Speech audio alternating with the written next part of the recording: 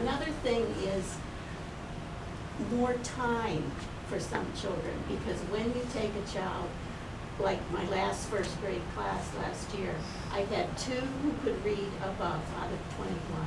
No average students, and I had low, lower, and lowest. Yeah. And those lowest didn't even know their letters or the sounds.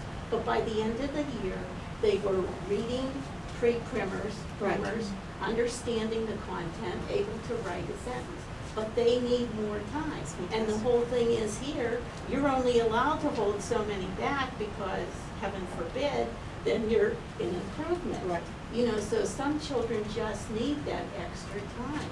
That's an Money, example. you know. Right, that's an example of a standard that's set someplace else without regard to the school populations in different places.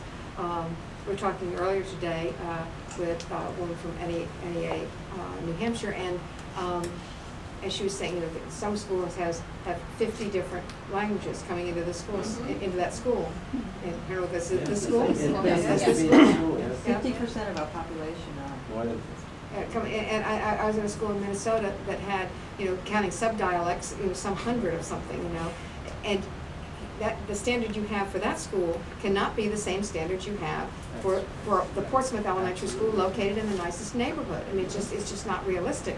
And you know, I have a lot of opinions that about so the retention rate that might be applicable there might be an appropriate Yes. standard there, may not be a standard here. The idea is to serve the children, and the decision about what is appropriate has got to be made here and not someplace else.